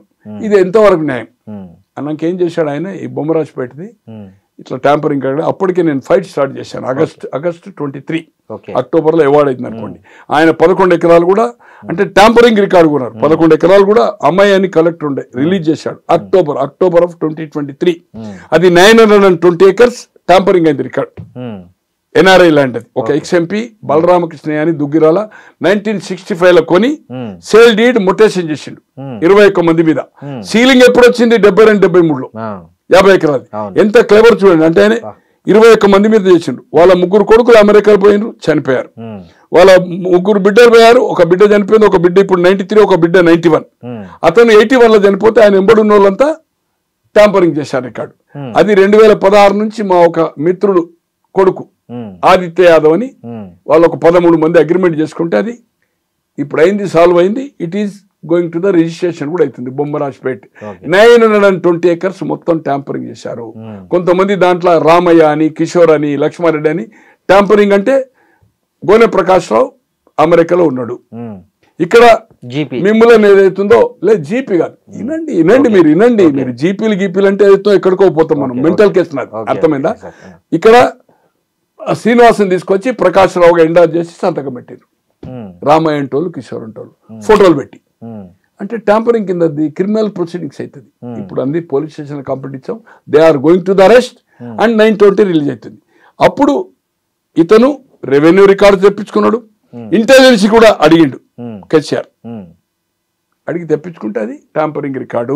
ఆయన కొన్న ప్రాపర్టీ ఆయన చెప్పుకోవచ్చు కదా. దాంట్లో కూడా వాళ్ళకి ఏదైతుందని మా పేరు ఎక్కడ చూసినాక ఆయన కొంటున్నాడో అది ఇది కవిత నుంచి అక్కడ ఉండే వాచ్మెన్లే చెప్తున్నాడు. ఇవన్నీ కూడా అది చెప్పకపోవచ్చు కారణాలు. ఇది వాళ్ళ భర్తతో నేను కూర్చున్నప్పుడు ఇది కన్వర్జేషన్ నాకు వాళ్ళని కలిసిందనేది నాకు తెలిసిన సమాచారం. ఎలక్షన్ అయిన తర్వాత అక్కడ ఉండే అధికారి నా ఒక మిత్రునికి చెప్పాడు, ఇట్లా కేసీఆర్ వార్న్ చేశాడు, ఈ ల్యాండ్లో ఎవరు మీరు రెవెన్యూ ఆఫీసర్స్కి చెప్పొద్దు, ఇట్ ఈజ్ టోటల్లీ మీరు చూశారు కదా, నేను కూడా చూశాను, ఇది ట్యాంపరింగ్ రికార్డు, దీంట్లో మనము ఇంటర్ఫేర్ కావద్దు అంటే మల్లారెడ్డి మంత్రి గారు చెప్పినా ఆ లాంగ్వేజ్ చెప్పలేదు అనుకోండి, అండ్ సంతోష్ అయినా ఎవరైనా not to interfere, not to pressurise అధికారుల మీద చేయొద్దని చెప్పిండు. అందుకోసం ఏదైతుందో ఏది ఏమైనా ఆమె కంటే ఎక్కువ సంతోష్ దగ్గర ఉండొచ్చు, ఆమె కంటే ఎక్కువ హరీష్ ఉండదు. వాళ్ళు ఫీల్డ్లో ఉన్నారు. ఈమె ఆర్గనైజేషన్, ఈమె కొంత ఈమె వీళ్ళందరికంటే కూడా ఓవర్ అంబిషియస్, దాంట్లో అనుమానం లేదు. జరా ఏమైందంటే అగ్రెసివ్, సినిమాలో ఏం చేసింది, బెదిరించింది, ఇవన్నీ మనం చూసాం. ఉద్యమ కాలంలో ఏం చేసింది అనేది. ఏది ఏమైనా కవితతో పార్టీ పెట్టినా కవిత ఎన్ని స్టేట్మెంట్ ఒక 4-5 రోజులు 5-10 రోజులు వస్తుంది. తర్వాత పరిస్థితి అట్లుండేది. దేశంలో మీకు చెప్పాను ఎందరు పార్టీలు పెట్టి హేమీలు పెట్టేదైతుందో సినిమా మకుటం లేని కమల్ హాసన్ ఎంత ఫేమస్, చాలా ఫేమస్. శివాజీ గణేశన్, అవును, దాసనారాయణ వైండప్ అయ్యిండు. బంగారప్ప పార్టీ ఎంతమంది పెట్టారు. దేవరాజర్స్, ఆల్ ఇండియా కాంగ్రెస్ బ్రహ్మారెడ్డి తర్వాత 79 జూలై ఇందిరాగాంధీతో డిఫర్ అయ్యి చీఫ్ మినిస్టర్ ఉండే. ఇక్కడ చెన్నారెడ్డి నాయకత్వంలో, అక్కడ దేవరాజర్స్ నాయకత్వంలో, అంతకుముందు కూడా ముఖ్యమంత్రి డిఫర్ అయితే 28కి 28 లోక్సభ 1980లో ఓడిపోయిన తర్వాత రిజైన్ చేసిన తర్వాత గుండూరావు చీఫ్ మినిస్టర్ అయ్యాడు. అటువంటి వాళ్ళు దేవరాజర్స్ అర్స్ కాంగ్రెస్ జీరో. సో అందుకోసం ఏమవుతుందో ఈమె జీరో. తండ్రి లేకపోతే తండ్రి, ఇప్పుడు ఎందుకు తండ్రి పేరు పెడుతున్నది, పీపుల్లో పోవాలంటే తండ్రిని సేఫ్ గార్డ్ చేస్తున్నది. ఓకే, కేసీఆర్ జాగ్రత్త, మా కేసీఆర్ నాయకుడు, కేసీఆర్ బొమ్మ పెట్టుకుంటే ఎవరు అడుగుతారు? నొబ్బడి విల్ బిలీవ్ కాదు సార్. కవిత వెనక రేవంత్ రెడ్డి ఉన్నాడనేది బీఆర్ఎస్ నేతల నుంచి వస్తున్న ప్రధాన ఆరోపణ. ఇది ఎంతవరకు నిజమంటారు? అంటే రేవంత్ రెడ్డికి కవితను అడ్డం పెట్టుకునే అవసరం లేదు. దీన్నేదో వీళ్ళ దాంట్లో చీలిక తెస్తే కాంగ్రెస్కి లాభం జరుగుతుందని ఆయన అనుకోడు. ఆయన ఉద్దేశంలో టీఆర్ఎస్ అనేది పార్టీ ఖతము, రేపు రాబోయే రోజుల్లో బీజేపీ అండ్ కాంగ్రెస్కి అనేది ఆయన అసెస్మెంట్ ఉంటుంది. తో వీళ్ళు అనడంలో ఏదైతుందో మీరు అన్నట్టుగా 2010లో ఒక ఫర్మ్లో అల్లిబిల్లి కంపెనీలో ఒక 30 పెట్టారు. ఒకటే ఇల్లు అడ్రస్ 28-30 పెట్టారు. ఆ 30లో ఇదొక కంపెనీ, దాంట్లో 3 డైరెక్టర్లు, ఆ 3 ఏదైతుందో సిగ్నటరీస్. అప్పుడు అతను ఎమ్మెల్సీగా ఎన్నికాడు, అంతకుముందు టీఆర్ఎస్ ఉన్నాడు. అతను సుజన్ అంటే ఒక ప్రేమ, వాళ్ళ చిన్నమామ కొడుకు, ఇద్దరికి క్లోజ్నెస్. బాగా సంతకం పెట్టిండు. కొన్ని రోజుల తర్వాత 6 నెలల సంవత్సరం తర్వాత అప్పుడు ఆయన 2009లో మళ్ళీ ఎమ్మెల్యే అయ్యాడు. ఇది జరిగింది ఎమ్మెల్యే అయిన తర్వాత. 2007నే ఎమ్మెల్సీ అయ్యాడు. ఎమ్మెల్సీ కంటే ముందు దాంట్లోకి లెఫ్ట్. ఏది ఏమైనా కవితతో ఏమి ఎఫెక్ట్ బీఆర్ఎస్కు ఉండదు. ఈరోజు ప్రమాదం పొంచి ఉంది ఈ రాష్ట్రంలో. బీజేపీ లోక్సభలో 8 సీట్లు వచ్చినాయి, ఓటింగ్ పర్సంటేజ్ పెరిగింది. రేపు దీని మీద కాన్సన్ట్రేషన్ బీజేపీ చేయబోతున్నది. ఎందుకంటే కేసీఆర్ ఉన్నప్పుడు కూడా దేశ రాజకీయాల్లో అక్కడ స్టాలిన్కి ఇచ్చాడు, కుమారస్వామికి ఇచ్చాడు, జార్ఖండ్లో ఇచ్చాడు, అఖిలేష్కి ఇచ్చే ప్రయత్నం చేశాడు, దేశమంతా అడ్వర్టైజ్మెంట్లు ఇచ్చాడు, నేషనల్ పార్టీ అన్నాడు. తో ఇక్కడ ఈరోజు పొటెన్షియల్ స్టేట్ ఫైనాన్షియల్గా ఫార్మా కంపెనీ గిట్ట దీన్ని కైవసం చేసుకోవాలని బీజేపీ స్ట్రాంగ్గా ఉంది. రేపు ఆల్టర్నేటివ్ ఏదైతుందో బీజేపీ స్ట్రాంగ్ కావడానికి ప్రయత్నం చేస్తుంది కనుక బీఆర్ఎస్ అనేది ఏదైతుందో ఆయన దృష్టిలో రేవంత్ రెడ్డి గారి దృష్టిలో కౌంట్ చేయడం లేదు. నేను అనుకోను కదా అంటే జనాలు కానీ మీడియా కానీ కొంతమంది నాయకులు ఈమె డ్యామేజ్ చేస్తుందని. జీరో. ఆమె 1-2 సీట్లకు రేపు ఏదైతుందో ఆమె సర్వే కోసము ఈరోజు ఆమె స్వార్థం కోసం లోక్సభ ఎట్లా తీసుకున్నదో, ఓడిపోయిన తర్వాత ఎమ్మెల్సీ 2 సార్లు, ఒకసారి 2 ఏళ్ల టర్మ్, ఇప్పుడు 6 ఏళ్ల టర్మ్ ఎలా తీసుకుందో స్వార్థ ప్రయోజనాల కోసం రేపు మీ అందరినీ బలి చేస్తుంది. నేను జాగృతి కార్యకర్తలు కానీ దాంట్లో చేరే నాయకులు కానీ చేతులు జోడించి చెప్తున్నా, నాకేమీ అభ్యంతరం లేదు, ఆమె మీద నాకేమీ మిత్రుత్వం లేదు, శత్రుత్వం లేదు. కానీ ఆమె మాట్లాడే మాటలు ఏదైతుందో స్వార్థ ప్రయోజనాలకు, ఆమెకు రాజకీయ ఆకాంక్ష కోసమే దీంట్లో వచ్చింది. తండ్రికి సాయం చేయడానికి వస్తే ఆమె ఎంపీ ఎందుకు చేసింది? చేయొచ్చు కదా. నెహ్రూ క్యాబినెట్లో ఇందిరాగాంధీ మన మంత్రి లేదు కదా, ఇందిరాగాంధీ క్యాబినెట్లో రాజీవ్ గాంధీ గారు లేరు కదా, మన్మోహన్ సింగ్ గారి కాన్స్టిట్యున్సీలో మన ప్రైమ్ మినిస్టర్లో రాహుల్ గాంధీ గారు మంత్రి కాలే కదా. రేపు 3 సార్లు అవకాశం వచ్చిన సోనియా గాంధీ గారు 91, 2004, 2009 ప్రధాని కాలే కదా. రాహుల్ గాంధీ గారికి 2004, 2009 వచ్చిన ప్రధాని కాలే కదా. కమాన్, నువ్వు తండ్రి సహాయానికి వచ్చినాను, తండ్రి కోసం అది చేసినాను, నువ్వు ఎంపీ ఎందుకు తీసుకున్నావు? అంతకుముందు ఆమె హుజూర్ నగర్ పోయి 2009లో టికెట్ అడిగింది. ఆమెను కన్విన్స్ చేసి ఇద్దరైతే బాగుండదని ఈయనను సిరిసిల్ల పంపి ఈమెను కాము చేశారు. 2014లో లోక్సభ అడిగింది. ఆమె నిజంగానే చిత్తశుద్ధి ఉంటే రాజకీయ పార్టీ పెట్టద్దు, స్వచ్ఛంద సంస్థగానే జాగృతిగానే. ఈరోజు ఏమన్నది జైలుకేళ్ళు వచ్చినాక, నేను దేశమంతా తిరుగుతా, జాగృతిని ఎంటైర్ కంట్రీ, భారతీయ జాగృతి అని ఏమైనా దాన్ని కూడా ఆల్ ఇండియా ఎట్లయితే బీఆర్ఎస్ చేసిందో, కమాన్ దేశమంతా తిరుగు, స్వచ్ఛంద సంస్థ లెక్క పనిచేయి, ప్రజల కోసం పోరాడు, సామాజిక న్యాయం చేయి, సామాజిక న్యాయం కోసం మహిళా బిల్లు కోసం చేయి. తో ఇంత ఆకాంక్ష ఉన్నది, మరి ప్రజలు గమనించాలి. నేను ప్రజల కోసం, ప్రజా సమస్యల కోసం, పోరాటం కోసమే, నా తండ్రికి సాయం చేయడానికి వచ్చిన, నేను ఏదైతుందో స్వచ్ఛంద సంస్థ లెక్క ఏదైతుందో, సన్యాసుల లెక్క ఏదైతుందో, సర్వోదయ నాయకులు లెక్క ఉంటా అనేది ఇదంతా ఉనకదంపుడు ఉపన్యాసం. సార్, కాళేశ్వరంలో అవినీతి జరిగిందని కాంగ్రెస్ పార్టీ మొదటి నుంచి ఆరోపిస్తుంది. ప్రతిపక్షంలో దానికి సంబంధించి చాలా రచ్చ చేసింది. స్వయంగా రాహుల్ గాంధీ ఎన్నికల ప్రచారం అప్పుడు వచ్చి దాన్ని ఏటీఎం మార్కేసి కాళేశ్వరం మీద పెద్ద ఇది చేశారు, ఎగ్జిబిషన్ కూడా చేశారు దాని మీద. తీరా ఇప్పుడు అధికారంలోకి వచ్చింది, దాని మీద ప్రూఫ్స్ ఉన్నాయని రేవంత్ రెడ్డి మొదటి నుంచి చెప్తూ వచ్చాడు. తర్వాత ఘోష్ కమిటీ రిపోర్ట్ ఇచ్చింది. ఇన్ని ఉండగా ఆ కేసును రీసెంట్గా సిబిఐకి అప్పగించడంని ఎలా చూడాలి మనం? ఈరోజు ఇది ఒకటే కాదు, ఈ రేస్ కార్ ఏదైతుందో క్లారిటీ ఉంది. సుప్రీంకోర్టు కూడా అతనికి ముందస్తు ఏది నాట్ టు అరెస్ట్ అనే దాంట్లో సహకరించాల. గొర్రెల స్కామ్, టెలిఫోన్ ట్యాపింగ్, ఈ 3 కూడా ఇంకా కేసులున్నాయి. మరి దేంట్లో చివరి దశకు వచ్చినాయి, గొర్రెలది క్లారిటీ వచ్చింది. ఈ కార్ రేస్ ఏదైతుందో క్లారిటీగా ఓరల్ ఇన్స్ట్రక్షన్ మీదనే డబ్బులు పోయినాయి, ఆ డబ్బులు అక్కడనే ఉన్నాయి, ఇక్కడ రాలే. అటువంటిది అరెస్ట్ చేసే అవకాశం ఉన్నా ఎందుకు చేయడం లేదు? ఇంత కమిటీ రిపోర్ట్ ఇచ్చి దీన్ని పెద్ద హైలైట్ చేసి ఆ ప్రాజెక్టు దగ్గరికి ఎన్నికల సందర్భంలో రాహుల్ గాంధీ పోయి ప్రధానమంత్రి కూడా ఏటీఎం అని చెప్పి మరి ఎందుకు చేయలేదు? ఇదైతే కాంగ్రెస్కు లాభించే పని కాదు. ఫోన్ ట్యాపింగు ఎక్కడున్నా సప్త సముద్రాల బయట ఉన్నా కూడా గుంజుకొచ్చి వేసేస్తాం ప్రభాకరం అని చెప్పింది. ఏది అక్కడ ఎవరైతే ఇప్పుడు సిట్ వేశారో అది ఇదే డిఎస్పి, ఇక్కడ ఏసీపీ అంటారు. అవును, ఐపీఎస్ కన్ఫామ్ కూడా కాదు, కన్ఫామ్ అయితే డీసీపీ అంటారు, డిప్యూటీ కమిషనర్ పోలీస్ అంటారు. ఏసీపీ ఒక ఎస్ఐ. నేను కూడా పోయాను, నేను పోయినాడే ప్రభాకర్ రెగ్యులర్ అవుతున్నటువంటి ప్రభాకర్ గారు, నేను కూడా నాది కూడా ఫోన్ ట్యాపింగ్ అయింది. ఈరోజు ఫోన్ ట్యాపింగ్ను అంత క్లారిటీ కనపడతా ఉంటే ఎక్కడ మనం యాక్షన్ తీసుకున్నట్టు కనపడతలేదు. DGP, home secretary and DIG వీళ్ళు ఉంటుంది, దాన్ని డిస్ట్రాయ్ కూడా చేయొచ్చు. పొలిటికల్ ట్యాపింగ్ అనేది, ఫోన్ ట్యాపింగ్ అనేది తప్పు.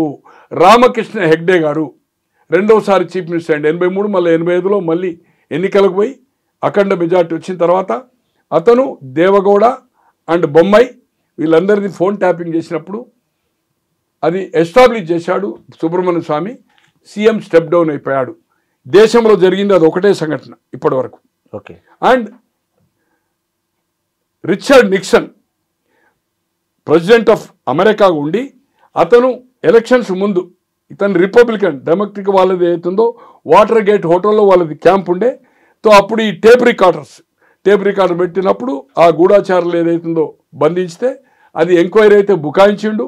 మళ్ళీ ఎన్నికలైంది, గెలిచాడు. జస్ట్ 2 months బిఫోర్ ఎన్నికలైన తర్వాత ఎస్టాబ్లిష్ అయింది ఇతను ఎదుటి సమాచారాన్ని సేకరించిండు. ఈ ఫోన్ ఇది ట్యాపింగ్ ఏది మన ఇది ఏమంటారు టేప్ రికార్డర్స్ పెట్టి వాళ్ళ ఆఫీస్లో అది ఎస్టాబ్లిష్ అయిన తర్వాత 4 సంవత్సరాల పదవి కాలాన్ని 1.5 yearకే 2.5 years ముందే ఎస్టాబ్లిష్ అయినందుకు రిచర్డ్ నిక్సన్ ఈ రిజైన్డ్ అమెరికన్ ప్రెసిడెంట్. అది ఇతర దేశాల్లో నడిచింది ఫోన్ ట్యాపింగ్ అనేది. హెగ్డేది 1988లో. ఖచ్చితంగా ఇది మంచి అవకాశము నీ దగ్గర ఉంటే. లేకపోతే బక్వాస్, నువ్వు కూడా బక్వాస్ మాట్లాడుతున్నావు, నీ దగ్గర ఏం లేదు, సమాచారం లేదు. అది నిజమే అయితే మీ ఐ డ్రీమ్ ద్వారా నేను కేటీఆర్ గారిని డిమాండ్ చేస్తా ఉన్నాను. సమయం వచ్చినప్పుడు, సమయం ఇప్పుడే, కాంగ్రెస్ విల్ టేక్ యాక్షన్. ఖచ్చితంగా మీకు శత్రువే రేవంత్ రెడ్డి గారు కదా, మొదటి శత్రువు కదా, అతనే మీ టార్గెట్ కదా. రోజు దూషణపూర్వం చేస్తుండ్రు కదా, ఆయన మీరు ఇద్దరు దూషణపూర్వం చేసుకుంటారు కదా. కమాన్, ఫినిష్ అయిపోతుంది. అది ఎస్టాబ్లిష్ చేయమని మీ ఐ డ్రీమ్ ద్వారా కేటీఆర్ గారిని చేతులు జోడించి విన్నపం చేస్తా ఉన్నాను. సరే, ఈ పరిణామాలన్నీ బీజేపీకి సానుకూలంగా మారే అవకాశం ఉందా ఇప్పుడు జరుగుతున్నవి? అంటే ఇటు ఒకవైపు టీఆర్ఎస్ బలహీనపడి, ఇంకోవైపు కాంగ్రెస్లో ఈ తరహా రేవంత్ రెడ్డి ఒకటైపు, మిగతా టీం అంతా ఒకటైపు, ఇట్లాంటి పరిస్థితులు ఏమన్నా తెలంగాణలో మళ్ళీ బీజేపీ బలపడడానికి ఏమైనా ఛాన్స్ ఉంది? ఏంటంటే 8 అసెంబ్లీ వస్తే 8 లోక్సభ వచ్చినాయి కదా. అంటే వచ్చే ఎలక్షన్లో 8 లోక్సభ వచ్చినాయి కదా, బలపడ్డట్టే కదా. బలపడ్డది. 1 ఇప్పుడు వాళ్ళ ప్రణాళిక ఏదైతుందో ఇక్కడ పొటెన్షియల్ స్టేట్ రోజు బాంబే కంటే కూడా ఢిల్లీ తీసిపెట్టండి. Bombay financial state. మొత్తం ఎంటైర్ 28 రాష్ట్రాల్లో ఫైనాన్షియల్ పొటెన్షియాలిటీ దీని దగ్గరనే ఉంది. కేసీఆర్ ఏ విధంగా డిస్ట్రిబ్యూట్ చేశాడు ఎన్నికల్లో, జాతీయ పార్టీగా విస్తరించడానికి ఎన్ని 100 కోట్లు ఖర్చు పెట్టిండు, ఆఫీసు తర్వాత అడ్వర్టైజ్మెంట్ చూశారు. ఇప్పుడు కూడా ఏఐసిసి వాళ్ళకుండే సమాచారం ప్రకారము దే ఆర్ బాగా తెలంగాణ నుంచి 50% ఫైనాన్షియలీ స్ట్రెంత్ ఏదైతుందో దీనివల్ల వచ్చిందనేది ఉంది. ఈ రాష్ట్రాన్ని కొట్టాలనేది వాళ్ళకు ఉంది. కర్ణాటక అయితే 100% నెగటివ్ డెఫినెట్ వస్తుంది. తమిళనాడు కూడా స్టాలిన్కు వ్యతిరేకత ఉంది. జస్ట్ 4-5 monthsలో ఎలక్షన్ ఉంది. నేను అనుకుంటున్నా బీజేపీ అండ్ అన్నా డిఎంకే 23-18 41 వచ్చాది. 43-44 స్టాలిన్ గవర్నమెంట్ ఫామ్ చేశాడు. ఇప్పుడు 2 అలయన్స్ అయింది. విజయన్ పార్టీ పెట్టాడు. మైనార్టీ అండ్ క్రిస్టియన్స్ ఆయనకు పోయినప్పుడు డిఎంకే ఫ్రంట్కి ఏదైతుందో కాంగ్రెస్ ఉంది, దాంట్లో లెఫ్ట్ ఉంది, మైనస్ అయినప్పుడు ఏదైతుందో అక్కడ కూడా బోటాబోటీగా సింగిల్ లార్జెస్ట్ వస్తే అన్నా డిఎంకే అండ్ బీజేపీ ఫామ్ చేయొచ్చు. హంగ్ వచ్చినా కూడా విజయన్ కలవచ్చు. బట్ సింగిల్ లార్జెస్ట్ వాళ్ళకు వచ్చే అవకాశం ఉంది. మెరుగైన ఫలితాలు తమిళనాడులో. కర్ణాటకలో ఎప్పుడు ఎన్నిక వచ్చినా ఖచ్చితంగా బీజేపీ. ఇక్కడ ఏదైతుందో బీజేపీ ఇప్పుడు అంత లేదు. బట్ బీఆర్ఎస్ డైల్యూట్ అయినప్పుడు ఖచ్చితంగా బీజేపీ ఆల్టర్నేటివ్. ఇంకోటి, ఇది కంప్లీట్ అయినప్పుడు 55 సంవత్సరాలు కాంగ్రెస్ పరిపాలించింది స్వాతంత్రం వచ్చిన తర్వాత. 10 సంవత్సరాలు బీఆర్ఎస్ అయింది. మాకు ఒక అవకాశం ఇచ్చిండు. ఇక్కడ 2 ప్రాంతీయ పార్టీలకు ఇచ్చిండు, కాంగ్రెస్కి ఇచ్చిండు. కానీ సామాజిక న్యాయం ఏ పార్టీలో జరగలే. సామాజిక న్యాయం చేస్తాం, ఇగో టికెట్లు ఇచ్చాము. అక్కడ బీసీ ప్రధాని మోర్ దాన్ 50%. వాజ్పేయి గవర్నమెంట్లో కానీ, జనతాలో కానీ, కాంగ్రెస్లో కానీ, దేవగౌడ కానీ, వీపీ సింగ్ ఏ క్యాబినెట్లో సామాజిక న్యాయం జరగలే. మోడీ గారి క్యాబినెట్లో 14 నుంచి ఇప్పటి వరకు ఏదైతుందో more than 50% SC, BC, ST, minority ఉన్నారు. సామాజిక న్యాయం కేంద్రంలో చేసినాము అని స్లోగన్ ఇస్తే బీజేపీ మే పవర్లోకి వచ్చే అవకాశం ఉంది. పవర్ అని కాదు, బట్ ఫైట్ ఇచ్చే అవకాశం ఉంటుంది. సంస్థాగతంగా కూడా నాకుండే సమాచారము టేకింగ్ ద వెరీ ఇంట్రెస్ట్. ఇక్కడ మంచి అవకాశం ఉంది. అవసరమైతే వాళ్ళు గెలిచే అవకాశం లేకపోతే కాంగ్రెస్ గెలుస్తుంది అనుకుంటే నాకుండే సమాచారం రేపు రాబోయే రోజుల్లో ఈవెన్ బీఆర్ఎస్ కూడా మనము కేంద్రంలో బీజేపీ, ఇక్కడ కాంగ్రెస్ కొట్లాడదానికంటే మనము కలిసి కొట్లాడదాం అనొచ్చు కదా. కేసులు అజిత్ పవార్ మీద కేసు ఉంటే ఇప్పుడు ఆ ప్రభుత్వం లేడా? ఉన్నాడా లేదా? ఉన్నాడు. ఉన్నాడు. ఇట్లా ఎన్ని ఉన్నాయి, ఇట్లా చాలా కేంద్రంలో ఉన్నాయి. ముఖ్యమంత్రులు కాపాడింది, మంత్రులను కాపాడింది, వాళ్ళ జైన్ కేసులు అని పక్కకు పెట్టింది. సో రేపు బీఆర్ఎస్ అండ్ బీజేపీ ఒకటైనా కూడా ఆశ్చర్యపోవద్దు. పార్లమెంట్ వాళ్ళకి 8 ఉన్నాయి, 8 కాదు 9 ఇస్తాడు, ఇంకో 8 ఈయన తీసుకుంటాడు, గెలిచిన కాక ఇంకోటి 1-2 ఇస్తాడు. అసెంబ్లీలో ఈయన 80 వాళ్ళు 40 అనొచ్చు. పవర్ షేరింగ్, ఈయన 3 ఏళ్ళు ముఖ్యమంత్రి, 2 ఏళ్ళు. ఈయన కేసీఆర్ గారు 2009లో సిపిఎం సమైక్యమన్న సిపిఎంతో కానీ కాంగ్రెస్కి వ్యతిరేకంగా 2009లో రెండోసారి మళ్ళీ కాంగ్రెస్ వచ్చి రాజశేఖర రెడ్డి గారు తర్వాత చనిపోయాడు.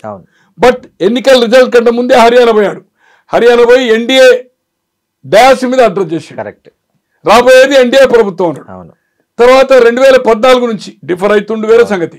2014 నుంచి అన్ని అంశాల్లో ప్రతిపక్షాలకు మద్దతు చేయలే. ఇతను ఎన్నికలైతేనే మోడీ ప్రభుత్వానికి 2014 నుంచి అప్ టు 2022 వరకు అన్ని బిల్లులకు సపోర్ట్ చేసిండు. వివాదాస్పద అగ్రికల్చర్ బిల్ కూడా సపోర్ట్ చేసిండు. తర్వాత విత్డ్రా చేసుకున్నది బీజేపీ ప్రభుత్వం. ఇక్కడ అపోజ్ చేశాడు. కేటీఆర్ మంత్రిగా ఉండి బెంగళూరు హైవేను దిగ్బంధించిండు. లాల్ బహదూర్ స్టేడియంలో జిహెచ్ఎంసీ ఎన్నికల్లో చూడండి ఇక సంగతి చూస్తా బీజేపీ సంగతి అన్నాడు. అల్టిమేట్ పోయి సరెండర్ అయిండు. కనుక రేపు బీజేపీ తోటి కలిసినా ఆశ్చర్యపడొద్దు. ఇద్దరు కలిస్తే ఖచ్చితంగా కాంగ్రెస్కు నెగటివ్ ఉంటే వెరీ గుడ్ రిజల్ట్ వస్తుంది అనేది నాకుండే భావన. అంటే టైమ్ ఈజ్ వెరీ బాగా లాంగ్ ఉంది. ఉల్లిగడ్డల రేటుతో బీజేపీ ప్రభుత్వం పోయి కంటిన్యూగా 15 సంవత్సరాలు కాంగ్రెస్ వచ్చింది ఢిల్లీలో. అట్లే నస్బందీ ఫ్యామిలీ ప్లానింగ్ 75 నుంచి 77 వరకు చేయడం వల్ల ఆ ఒక్క ఇష్యూ దేశమంతా కాంగ్రెస్ తుడిచిపెట్టుకుపోయింది. సో అందుకోసము చిన్న ఇష్యూ కూడా డిఫర్ అవుతుంది, చిన్న ఇష్యూ కూడా ఏదైనా జరగచ్చు. బట్ రాబోయే రోజుల్లో బీజేపీని తక్కువ అంచనా వేయడానికి వీల్లేదు. వాళ్ళు ఓన్ రావడానికి ప్రయత్నం చేస్తారు. సామాజిక న్యాయం జరగలే, మేము వచ్చిన తర్వాత టికెట్లో కానీ మంత్రివర్గంలో కానీ సామాజిక న్యాయం చేస్తాం, ఒక అవకాశం మాకు ఇవ్వండి. మేము కేంద్రంలో 15 సంవత్సరాలు, అప్పటి వరకు 15 అయిపోతుంది కదా, సక్సెస్ఫుల్గా నడిపాము. అక్కడ సామాజిక న్యాయం చేసినాము. మేము మా దగ్గర ఏం స్కాండల్ లేవు, మాకు ఒక అవకాశం ఇవ్వమని తెలంగాణలో అప్పీల్ చేయొచ్చు. చేసినప్పుడు ఏదైతుందో రిజల్ట్స్ ఎలా ఉంటుందో తెలియదు. బీజేపీని తక్కువ అంచనా వేయడానికి వీల్లేదు అనేది నాకుండే ఉద్దేశం. Correct sir. మీరు బీఆర్ఎస్తో కలిసి పోటీ చేసే అవకాశం ఉందన్నారు. ఇవాళే ఒక వార్త చూసాము, మీరు కూడా చూశారు. బీఆర్ఎస్ నుంచి బాగా ప్రజాదరణ ఉన్న లీడర్లను బీజేపీ లాక్కోవాలని ఒక త్వరలో ఒక వ్యూహరచన కూడా ఢిల్లీలో చేయబోతున్నారు, ఇప్పుడు వచ్చింది. నేచురల్ కదా, ఆల్రెడీ ఇప్పుడు బీఆర్ఎస్ వాళ్ళు చేరారు కదా చాలా మంది. అవును, బీఆర్ఎస్ నుంచి ఉన్నోళ్ళు ఇప్పుడు బీజేపీలో ఉన్నోళ్ళు చాలా మంది ఉన్నారు కదా, చాలా మంది నాయకులు చేరారు కదా. రేపు వీళ్ళది లుకలుకలు కానీ ఏదైనా ఉండి సఖ్యతగా కేసీఆర్ అదే ఫామ్ హౌస్లో ఉండి కేటీఆర్ హరీష్ రావు సక్రమంగా పోకపోతే ఏదైతుందో, అంటే జోడీగా పోకపోతే తర్వాత అంటే కవితను విమర్శించేంత పెద్ద నాయకురాలు కాదు. ఆమె విమర్శలకు వీళ్ళు ప్రతి విమర్శ చేయాల్సిన అవసరం లేదు, జవాబు చెప్పవలసిన అవసరం లేదు. పబ్లిక్ వెల్ నోస్ ఎవరెంత సంపాదించారు, గతంలో వాళ్ళ ఆర్థిక పరిస్థితి ఏంది, ఇప్పుడు వాళ్ళ ఏం పరిస్థితిలో ఉన్నారు, ఎవ్రీబడీస్ నోస్. దాన్ని మరీ రోజు స్టేట్మెంట్లు ఇవ్వాల్సిన పని లేదు. ఏదేమైనా కవిత ఇస్ బిగ్ జీరో. ఆమె పార్టీ పెట్టకపోతే ఏదైనా ప్రజాహితంగా పోరాటం చేస్తే ఇట్స్ గుడ్, ఇట్స్ నైస్. ఆమె రాజకీయ పార్టీగా మలుచుకోకుండా ప్రజా సమస్యల మీద స్వచ్ఛందంగా ఏది నేను ఆశించను, ప్రజల వైపు నేను ఈ జాగృతి సంస్థ పోరాటం చేస్తుంది. అన్యాయాల కోసం, న్యాయం చేయడానికి కోసం, సామాజిక న్యాయం చేయడానికి కోసం, అసమానతలు రూపుమాపడానికి కోసం. ఎవరైనా వీఆర్ గోయింగ్ టు క్రిటిక్, పాలకపక్షమైన ప్రభుత్వ పక్షమైన, పాలకపక్షము సరి అయినంగా చేయక ప్రతిపక్ష పార్టీ ఉండి వాళ్ళు ఏదైతుందో దాన్ని ఎత్తివేయకపోతే మేము ప్రజల పక్షానే ఎత్తి చూపుతామని, ఉద్యమాలు చేస్తామని, గతంలో సాధించుతా అని చెప్తుంది. నేను చేయబట్టే సాధించిన, నేనే పోరాటాలు చేసిన అంటుంది కదా. రాబోయే రోజులు అట్లా గిట్ట చేస్తే హ్యాండ్స్ అప్. రాజకీయ పార్టీగా నిర్మాణం చేస్తే మాత్రం జీరో. ఆమె అన్ని పోటీ చేసినా జీరో. ఆమె ఎలయన్స్ అయితే 1-2 గతంలో పెద్ద నాయకులు తెలుగునాడు పెట్టారు. జానారెడ్డి గారు, కేఈ కృష్ణమూర్తి, వసంతనాగేశ్వరరావు ఏం చేశారు? 89లో వాళ్ళు 5-6 టికెట్లకి అది చేశారు కదా. అవును, ఓన్లీ 5 చేయగలరు. శ్రీనివాసరెడ్డి రాష్ట్రం తిరిగిండు, వీళ్ళైతే తిరగలే. ఒక 5-6 మీటింగ్లు పెట్టిండు తెలంగాణ ప్రాంతంలో అంతే. తో అది సరే, ఈమె అదే పరిస్థితి. నేను అనుకోను కదా, అంటే ఈమె పార్టీ పెట్టి సస్టైన్ కావడం అనేది అంత ఈజీ కాదు. Thank you sir.